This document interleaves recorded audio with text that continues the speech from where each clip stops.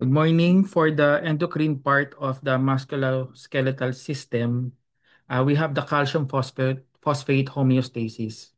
So it's not as complicated naman as any other feedback mechanism or hormone mechanism sa katawan ng tao because we only have three, no, parathyroid, calcitonin, and active vitamin D. So active vitamin D is not a hormone. Okay, so you only have two hormones here, your parathyroid hormone and your calcitonin. So I will change my screen. So I hope you have your handouts with you. So ito rin naman yung sinasabi ko. Okay? So I just need a little space for me to work on and I won't be able to display this, no? Okay. So there are three hormones involved or two hormones involved. Your parathyroid hormone and your calcitonin. Okay? Parathyroid hormone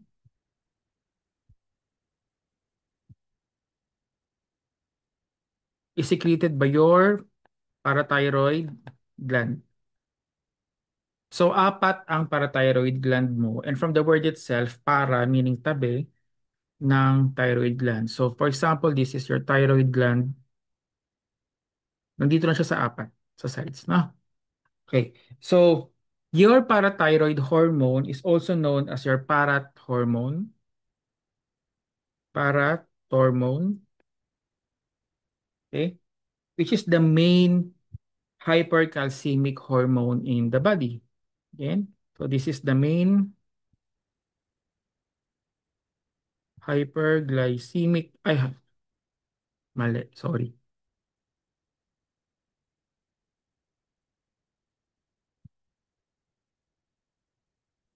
Hypercalcemic,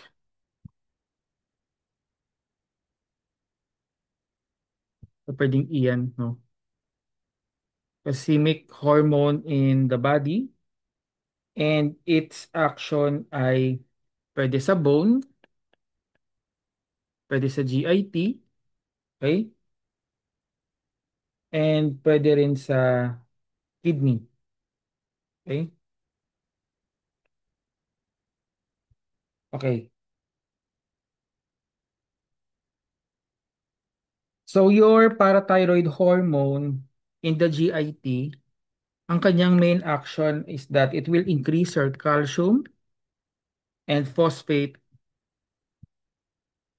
absorption. You may be wondering bakit may phosphate. Class, magkasama lagi ang calcium at phosphate, okay? So hindi it's gonna be a compound kasi diyan kasi magbabind si calcium.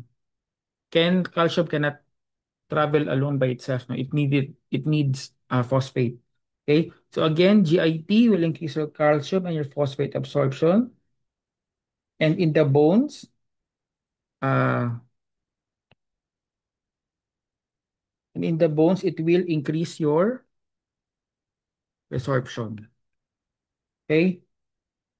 Okay, so ibig sabihin, si parathyroid hormone, magwo-work siya sa GIT para yung kinain mong calcium tataas along with your phosphate. Okay? So kahit ganong gadaming gatas at vitamins pang inumin mo, kung wala ka namang parathyroid hormone, hindi yan ma-utilize sa GIT. Okay? And then in the bones, it increases your resorption. So meaning resorption parang pagtunaw, no? Sabi ko kanina in your osteoclast, no? So your bone is as solid as this, but when parathyroid acts on it, it will somehow lyse or dissolve some part of the bone, releasing calcium. So the net effect here is increase in calcium din dito. Okay? Increase in calcium sa blood. Okay? Therefore, kasi yung nanggaling na calcium sa blood, nanggaling siya sa bone. Here. Okay? So yung from the bone, tinunaw, naging calcium sa blood. Okay? And also, uh, in the kidney, okay? In the kidney, it increases calcium reabsorption, and increase phosphate excretion. Okay? Sorry, increase phosphate reabsorption and phosphate excretion. Okay? So bakit? So in the kidney, there's what we call a reabsorption process. So may filtration ka at meron kang reabsorption. In the first process of filtering your blood, non-selective pa kasi yung class eh. So if you can remember here, this is your glomerulus, which is a tuft of capillaries. Okay, then you have your Bowman's capsule here, and then you have your efferent arterioles here, afferent, remember, di ba? So efferent arteriole, basically malinaw na yung blood here, and then pupunta siya dyan, descending loop of Henle, ascending loop of Henle, okay, hanggang sa, and then here, na-divide ang nephron mo to the cortical, and then the medulla part. Okay? So, di ba sa medulla, doon nagkakaroon ng exchanges ng ions sa kanang substances. So, kapag ka na-filter, kasi malit lang siya klase. So, calcium lang siya, no? It's an ion only. So, ang mangyayari kasi, lalabas siya sa Bowman's sa glomerulus mo. And then, when here, pag napunta dito, na-realize ng katawan mo, wait lang, kailangan natin yan. Okay? Wait lang, kailangan natin. Ay, sorry, baliktad. So, dito pala, okay? So yung calcium mo lalabas dito and then na-realize ng katawan mo, wait lang, kailangan natin siya. Kunin natin uli. Okay? So that's reabsorption process of the kidney. Okay? So in the kidney, it is your parathyroid hormone will increase your uh, calcium reabsorption pero may kapalit na potassium tawag dito, phosphate excretion. Okay? So the net effect here ay mataas si calcium, mataas si calcium, mataas si calcium, pero mataas din ang excretion nito. So therefore, kung nakikita nyo sa table, the net effect is increase in calcium and decrease in phosphate. Okay? Just look at the net effect dun sa table ng handout. Okay? So in the kidney, increase reabsorption, pero mataas din ang excretion. Okay? Excretion meaning ihi na talaga ito. Okay? So nagtatapon ka dito. Okay? Next, your calcitonin. Okay? Your calcitonin. Okay? Calcitonin also known as your tyrocalcitonin. Okay? Your tyrocalcitonin. This is the main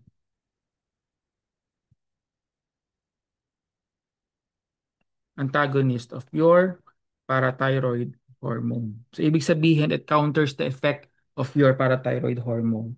So, saan nagwo-work si calcitonin? Of course, nagwo-work din siya sa GIT, sa kidneys, and sa bones. Okay? Si calcitonin in the GIT, it will decrease uh, calcium and phosphate, okay? Reabsorption,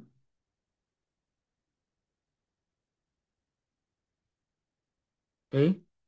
So decrease ang reabsorption nitong dalawa, and in the GIT and in the kidneys, what will this do? No? So it will increase your calcium and increase your phosphate excretion.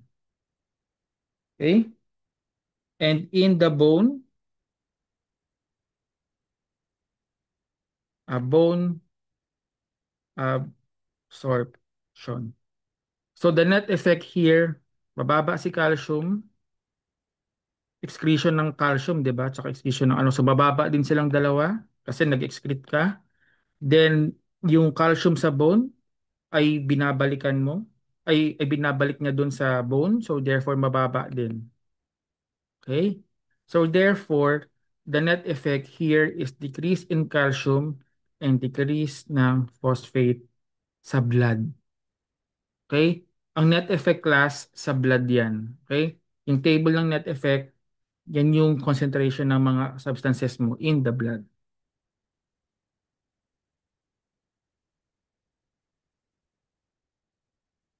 Tapos, okay, so where are we? In the blood, and then, okay, active vitamin D. So, active vitamin D,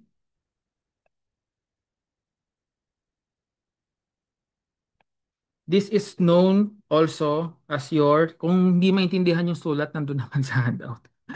Hindi kasi ako magaling talaga magsulat sa Apple Pen. Okay, 125 dihydro cholecalciferol. Okay?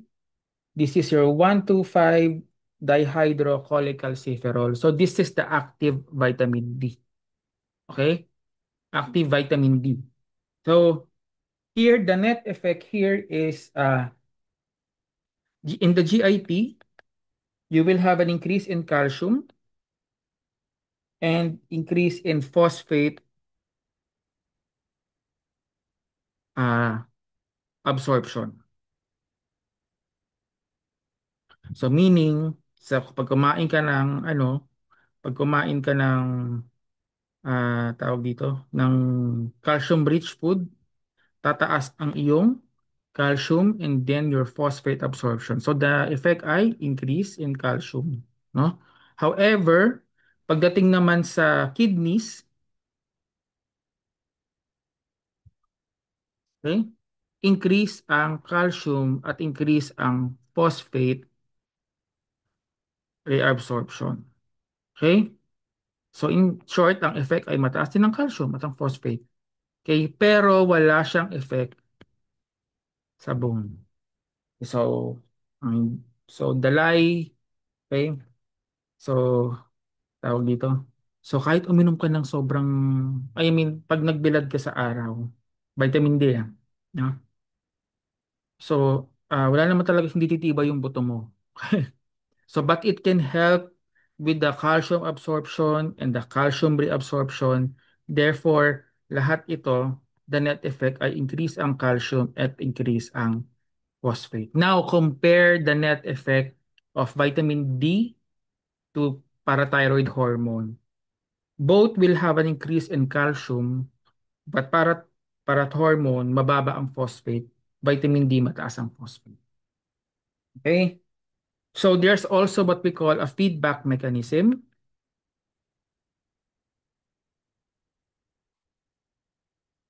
Feedback mechanism is very common, di ba? It's very common in our body to the point that when tawag dito, to the point that when you have an abnormality, nagkakaroon ng derangement dito sa dalawang ito. Okay? For example, your ano ba? HPO axis, your hypothalamic pituitary HPO ovary axis, no? HPT axis, your hypothalamus pituitary thyroid axis, no? So tatlong level 'yon, so medyo mahirap. Pero dito kasi sa atin, hindi na siya dadaan ng ano ng hypothalamus. So therefore dadaan siya ng ah, dalawa lang, no? Your parathyroid hormone, your in your parathyroid, and then yung yun lang, yung calcium lang. So dalawa lang 'yan. So in short class, ganito ang nangyayari, no? Kapag mababa si calcium, it will send a feedback to parathyroid hormone para mag-release ng madaming parathyroid hormone. Kasi ang function ni parathyroid hormone ay, ano ba? Increase, no? Increase calcium and phosphate absorption. Okay? Ano ko? Okay? So therefore, if your body senses that you have a decrease in calcium, your parathyroid hormone will increase. Dadaan mo na yan kay parathyroid gland. Hoy, gising. Gumawa ka na ng madaming parathyroid hormone. Mababa na si calcium. Okay? Therefore, the net effect tataas si calcium. Pero pag tumaas na si calcium, it will also send a feedback to parathyroid hormone to stop producing. Therefore, in your parathyroid gland, to stop producing parathyroid hormone. Hindi naman stop. Babagalan lang. Para sabi, hoy, ang dami ko ng calcium, pwede mo nang kalmahan, no? Mag-decrease ka na ng production ng parathyroid hormone. Okay? So that's your feedback mechanism for your thyroid. Okay? Next, going back here, we have your conditions wherein uh, there's an abnormality in the calcium and your parathyroid hormone. Okay? So in here, uh, we have three. Okay? We have your parathyroid adenoma, we have your metastatic carcinoma, and we have your parathyroid hyperplasia. Okay? So isa-isahin natin. Si parathyroid carcinoma, okay? Si parathyroid carcinoma, okay, can either be inherited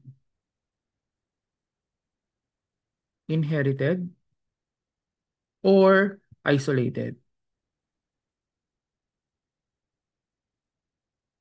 I think dilipat na lang ako ng screen. Okay. So you have your handout naman, no? So kapag dito si parathyroid hyperplasia, hindi, mag-adenoma muna tayo.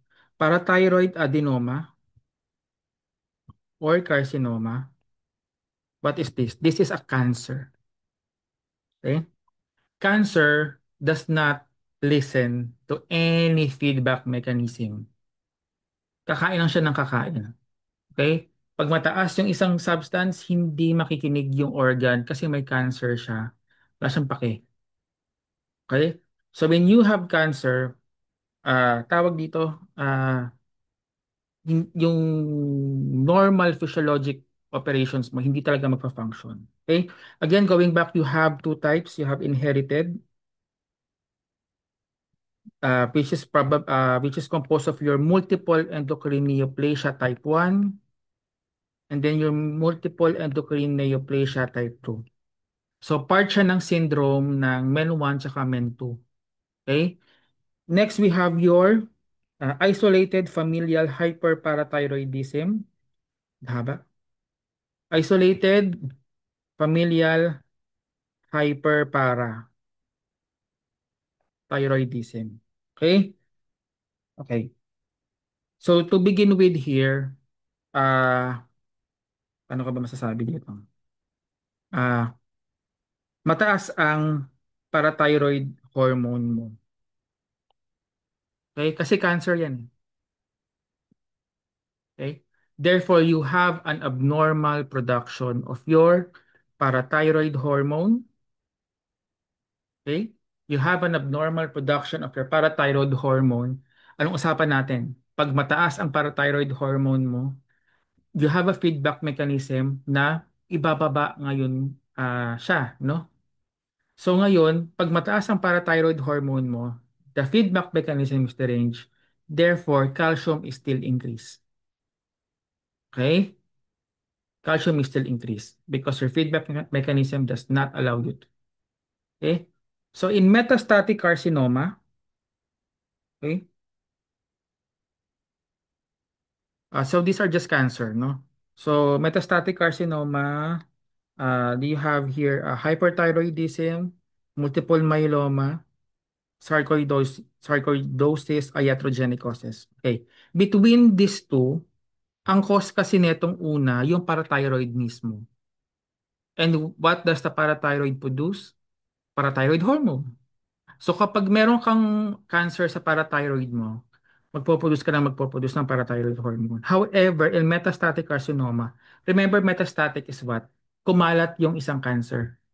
So ibig sabihin, hindi naman talaga parathyroid gland yung may problema. Okay, secondary lang siya. So walang cancer ang inyong parathyroid. Okay? Ang may cancer, probably itong multiple myeloma, sarcoidosis, iatrogenic, hyperparathyroidism. Therefore, the organ that produces your parathyroid hormone is normal. However, these conditions will have an effect of increasing your calcium. Okay? Increasing your calcium. Next, we have here your parathyroid hyperplasia. In parathyroid hyperplasia, uh,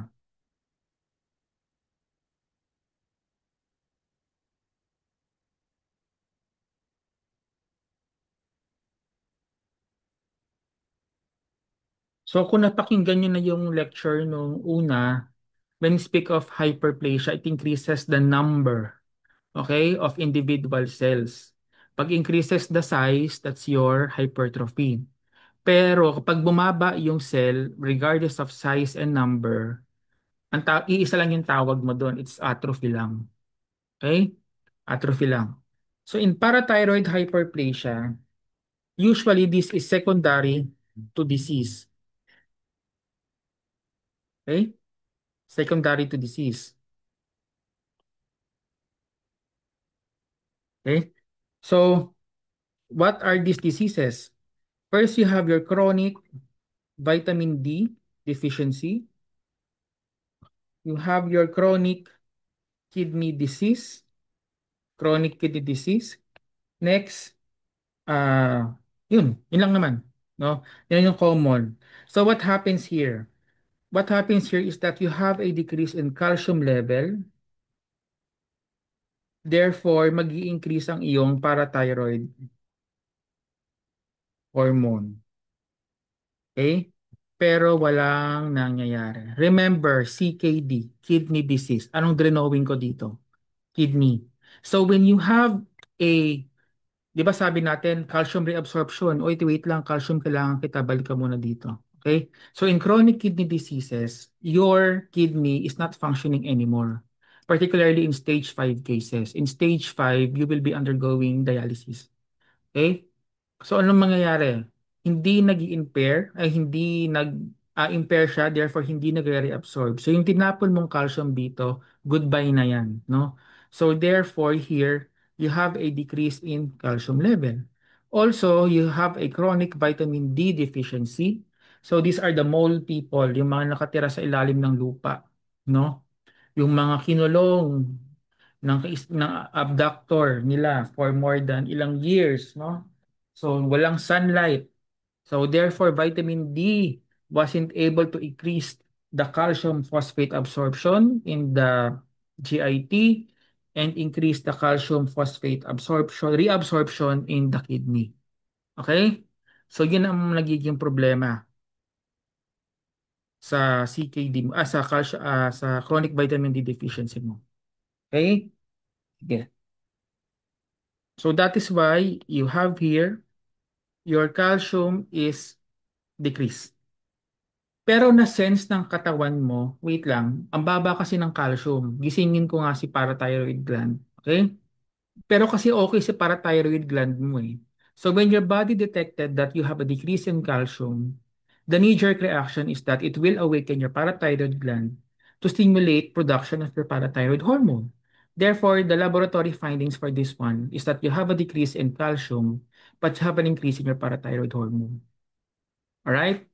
Okay. So pag lumabas sa quiz, okay, so what are the conditions that may decrease, okay, that may decrease your calcium and phosphate absorption at ano ang magiging net effect nun? Okay, so hindi ito memory work. Okay? You need to know this before you get to the answer. Okay, so two-step ang thinking. Okay? Sige. Next, we have probably the most important part is the synovial fluid examination. Okay?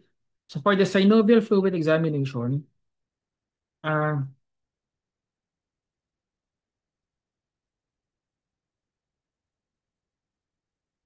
okay, often referred to as a joint fluid.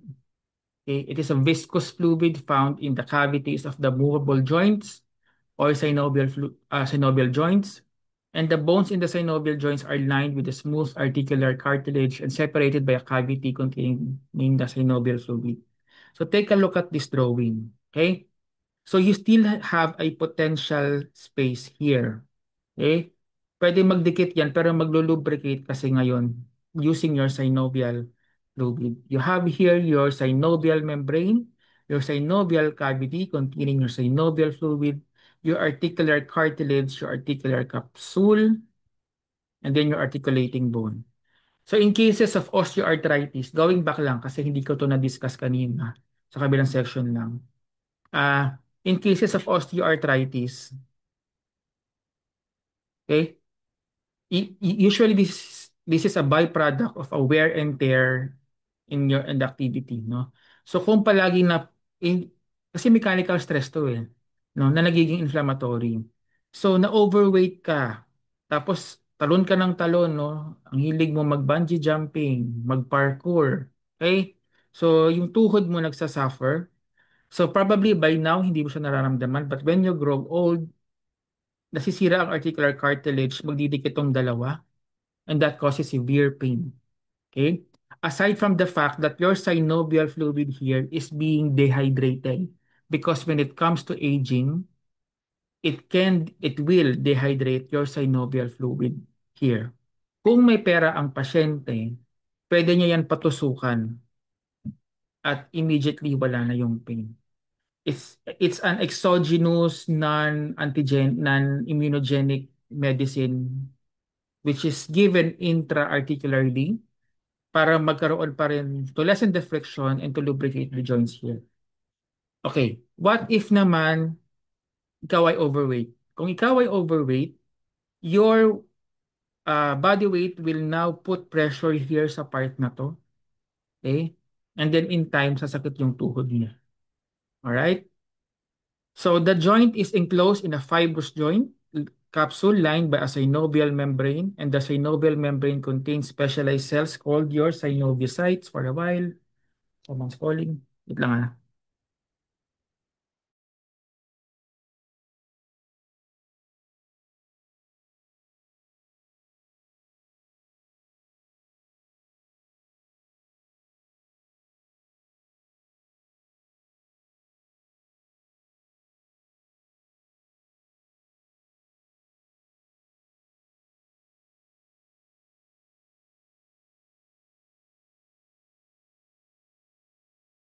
Going back, so the smooth articular cartilage and the synovial fluid together reduce the friction between the bones during movement. Okay? And in here, in addition to providing lubrication in the joints, the synovial fluid provides nutrients also in the articular cartilage and lessens the shock of joint compression that occurs during activities such as walking and jogging. Okay? So shock absorber din siya. And synovial fluid is formed as an ultrafiltrate of plasma across the synovial membrane. Okay? What are your ultrafiltrate pa?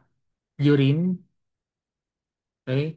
Your serous, your pericardial fluid, your peritoneal fluid, your pleural fluid. Okay? So these are from the plasma. Kaya nga minsan, actually class sa synovial fluid, pwede kang mag-conduct ng test dyan. No? At yung values is still being compared with the serum value kasi nga ultrafiltrate lang siya ng blood. Okay?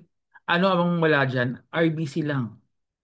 No? Fibrinogen lang. Yung mga malalaki, hindi. Kasi it is an ultrafiltrate, meaning only the finest of the finest particles can pass through the barrier and then be incorporated in your synovial membrane. Okay? The filtration is non-selective except for the exclusion of your high molecular weight proteins. Therefore, most of the chemical constituents have concentrations similar to the plasma values. Okay? So they do, however, provide nutrients for the vascular deficit cartilage. Remember, you do not have blood vessels there. So that is why when you conduct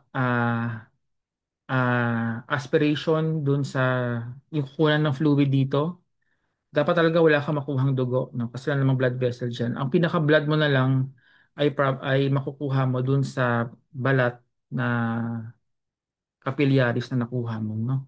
So the synoviocytes secrete a mucopolysaccharide containing hyaluronic acid and a small amount of protein, approximately 1/4 of the plasma. Okay?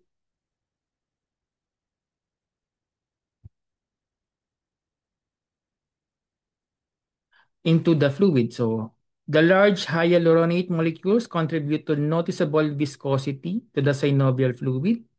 Damage to the articular membrane produces pain and stiffness in the joints, collectively referred to as arthritis. Arthritis is a what? Is an umbrella term. You can have osteoarthritis, you have septic arthritis, you have rheumatoid arthritis. All of those three na-mention ko na dun, which is part din naman ng handout na to, no? So, basically, kung masakit ang tuhod mo, siko mo, joints mo, that's an arthritis.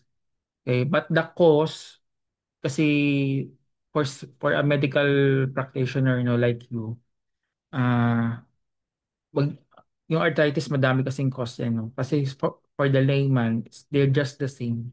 Uric acid lang. Okay? Gouty arthritis pa. Okay? So laboratory results of synovial fluid analysis can be used to determine the pathologic origins of arthritis. Okay, mamaya natin pag-usapan. Okay, but for the normal parameter, please do memorize this one. Okay? For the volume, it should be less than 3.5 ml. Konti lang siya. The color ay colorless to pale.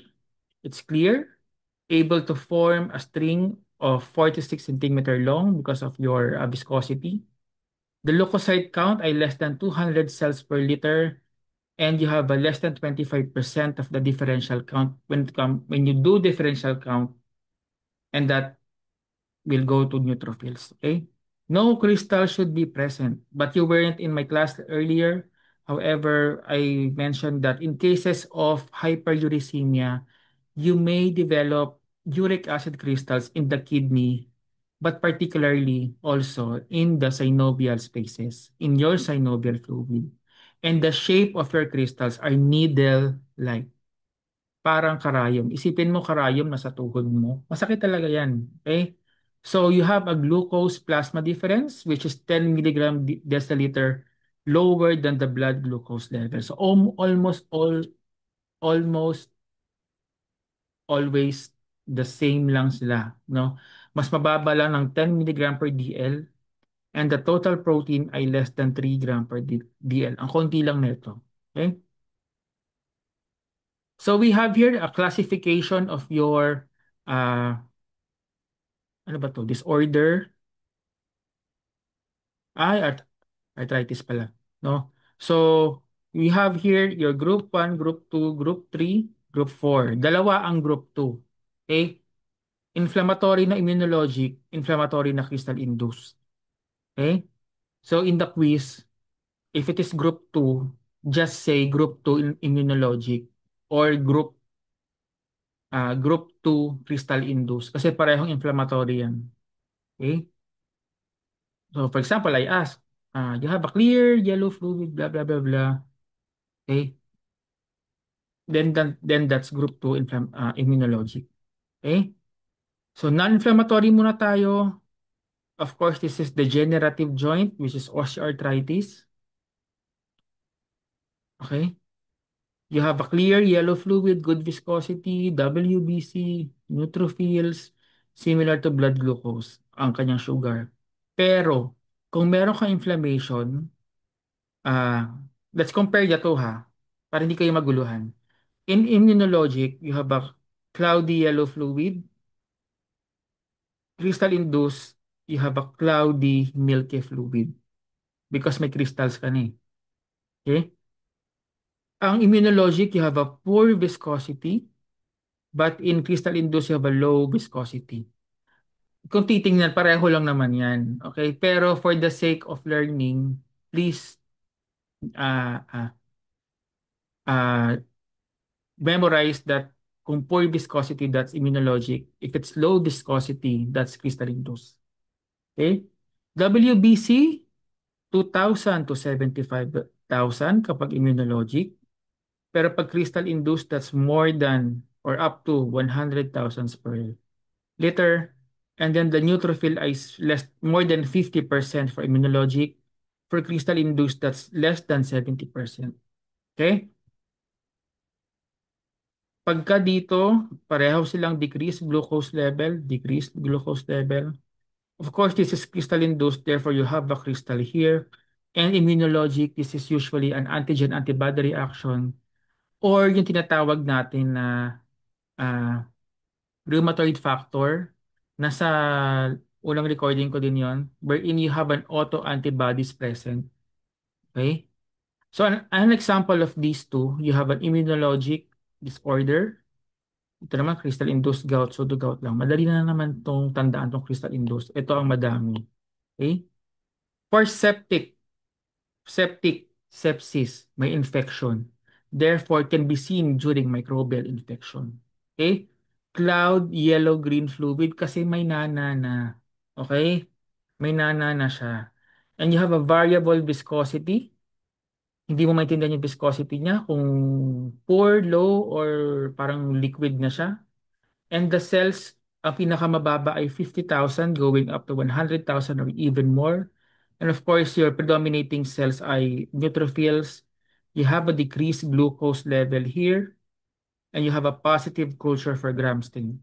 Siyempre, septic eh. But for hemorrhagic, you have a cloudy pero red kasi blood.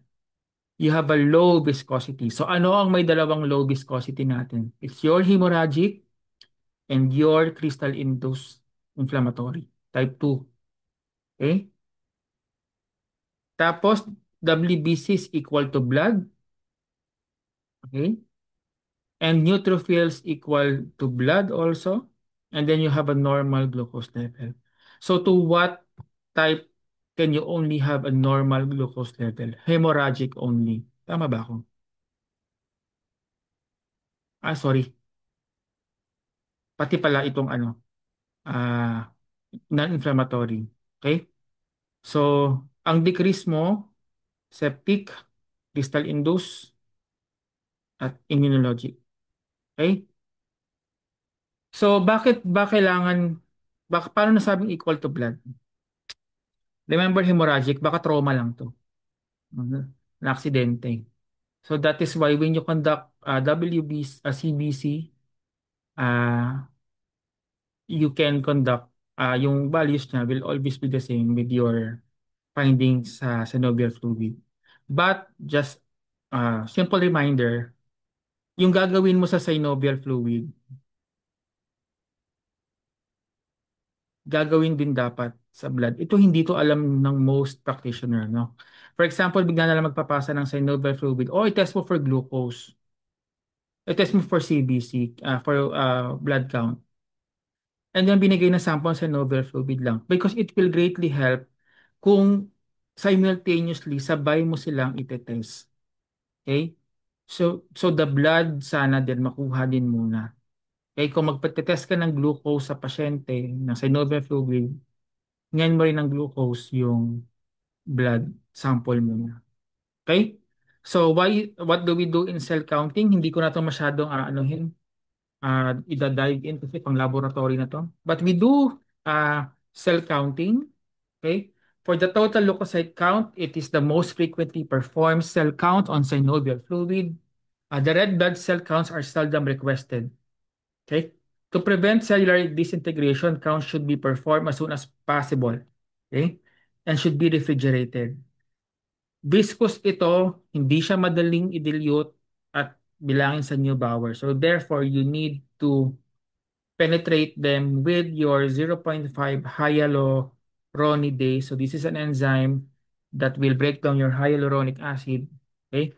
In phosphate buffer per ml of both fluid and incubate for 37 degrees Celsius for 5 minutes. So many counts on thoroughly mixed specimen are done using your Neubauer counting chamber. So this is also the counting chamber that we use in HEMA when you do sperm counting, okay? When you do platelet count, okay?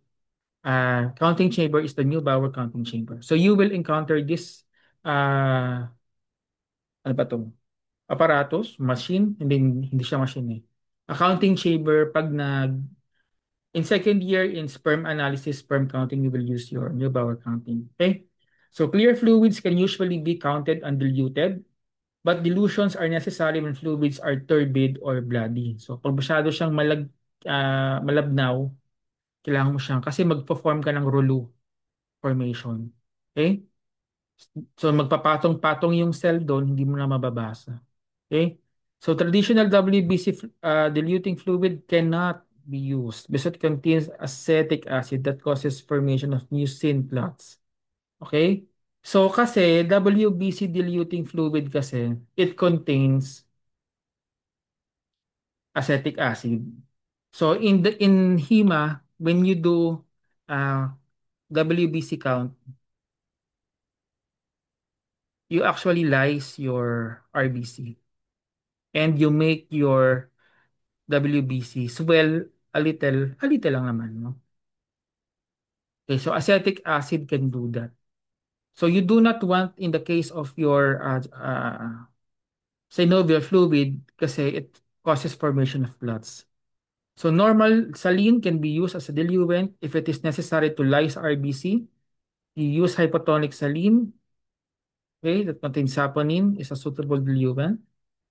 And methylene blue to the normal saline saline ano naman, no, contains WBC nuclei permitting separation of your uh, RBCs and WBC during counts. Okay, remember your WBC contains nucleus and then your RBC does not. So therefore, your RBC, madali siya identify. Napagkakamalan nga lang siyang hangin, eh, no? So in WBC, yun lang naman. Okay? So differential counting should be performed on cytocentrifuge preparation. So ibig sabihin, so this is your sample. You put it in a cytocentrifuge or on a thinly smeared slide, and fluid should be incubated with hyaluronidase again prior to slide preparation. So you have your monocytes, no? Your mononuclear cells, including macrophages, synovial tissue cells, are the primary cells in normal synovial fluid. Neutrophils should account for less than 25% of the differential count and lymphocytes less than 15%. Konti lang dapat. Okay? So, pag mataas ang iyong neutrophils, this will indicate a septic condition whereas an predominance of lymphocytes suggests as non-septic inflammation. So, you still have an inflammation, non-septic nga lang. Okay? Pag neutrophils, infection na yan. Okay? So in both normal and abnormal specimens, cells may appear more vacuolated than they do on blood smear. And besides increased numbers of these usually normal cells and other abnormalities include the presence of your eosinophils, lupus erythematosus cells, your Reiter cells, neutrophages, vacuolated macrophages, RA cells, okay, RA cells. I forgot what RA cells is.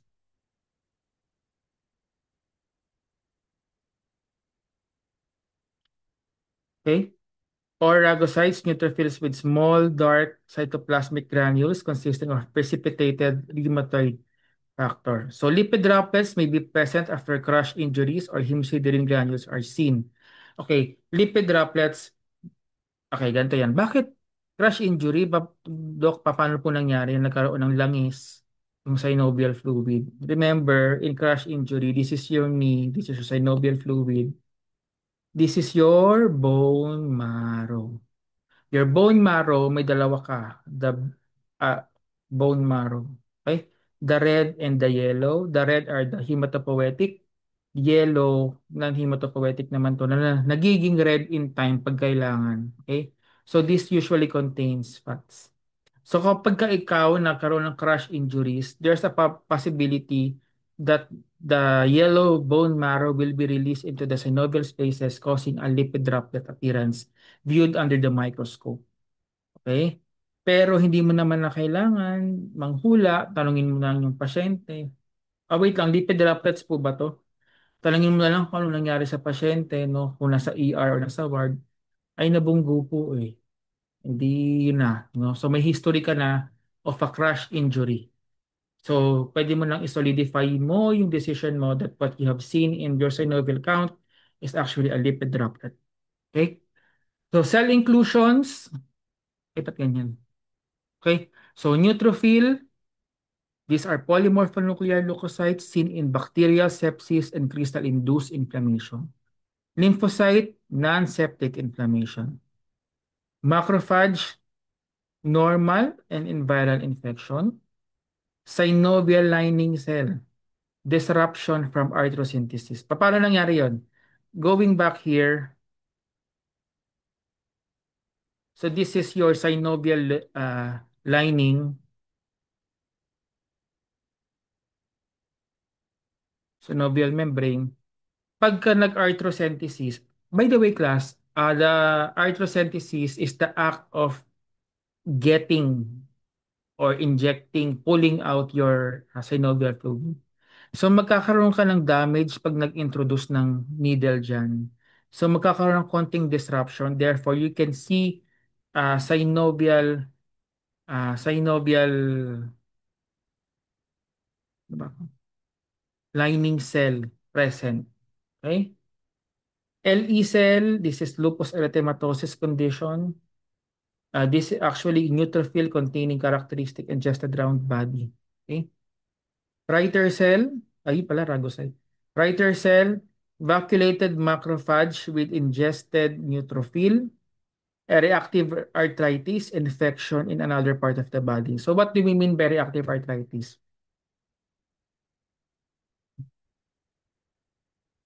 Okay, reactive arthritis is from the word itself, an arthritis which is reactive.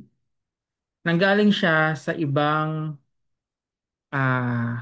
sakit. So for example, you suffered from ah,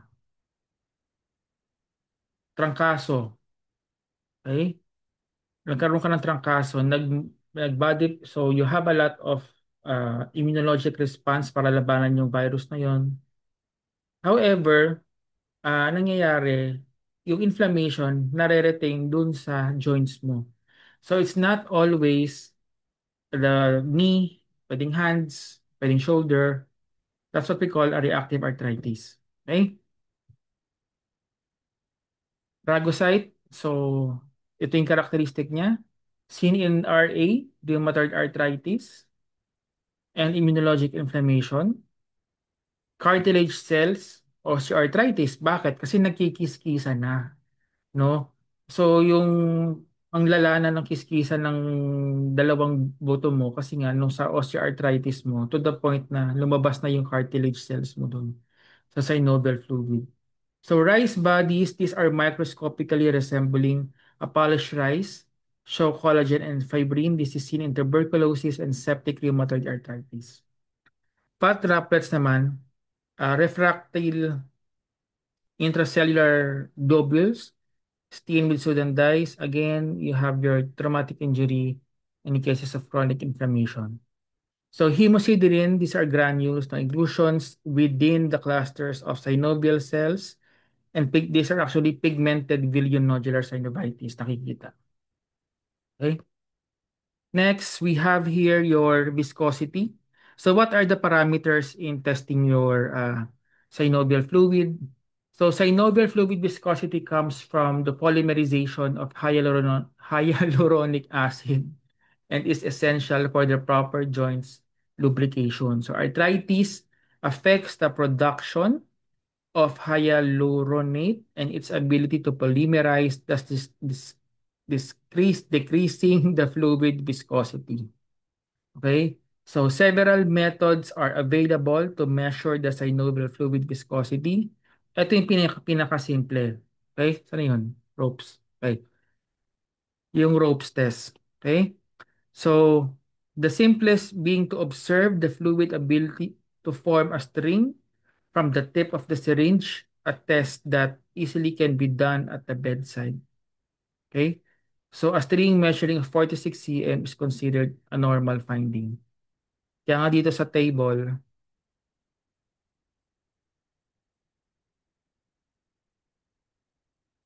ano, 46 cm.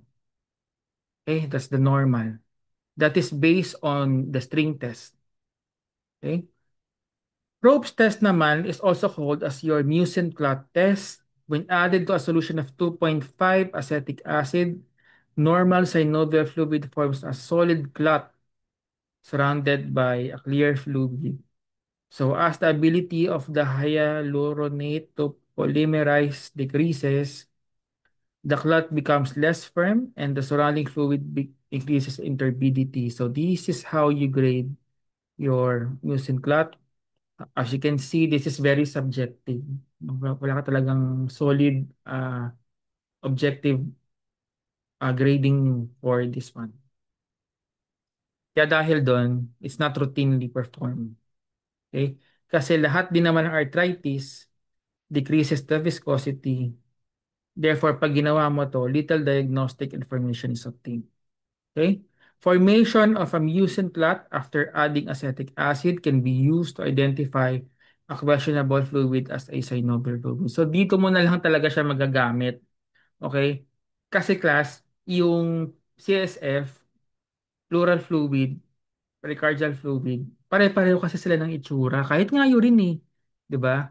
So ngayon, pag naghalo-halo na yan sa sa laboratory, hindi mo na alam yung CSF, hindi mo na alam yung synovial fluid, you can do mucin and ropes mucin clot test. So lagyan mo ng acetic acid, lahat. Kumuha ka ng sample, lagyan mo ng acetic acid lahat. Yung magfo-form ng clot, then that can be now as your synovial fluid. Di ba ganda ng tulong niya? Hindi masyadong ah, nakakatulong. So, increased serum uric acid resulting from impaired metabolism of purines, increased consumption of high purine content foods, alcohol, fructose, chemotherapy treatment uh, are the most common causes of gout. Okay, pseudogout is most often associated with degenerative arthritis, producing cartilage calcification and endocrine disorder that produces an elevated serum calcium level. Again, this is called a pseudogout. But your derangement here is not an increase in uric acid, but rather an increase in elevated serum calcium level. So your elevated serum calcium level will harden your cartilage. Okay? So medyo masakit. Okay? So additional crystals that may be present include hydroxyapatite. Okay? Crystals with chronic inflammation, corticosteroid after injection, and calcium oxalate crystals in renal dialysis patient. Okay? So here are your crystals. Okay? So you have the two most common, your MSU, your monosodium urate, and your CPPD. Okay? Your CPP, your calcium pyrophosphate. So what's the difference between the two? Uh,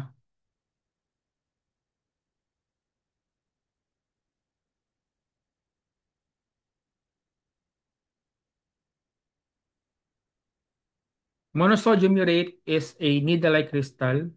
Calcium pyrophosphate is rhombic that can be seen intracellularly and extracellularly. Okay?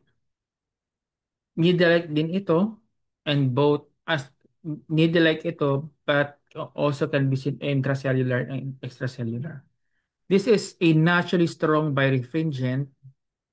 Weakly birefringent naman tong isa. Seen in gout, seen in pseudogout.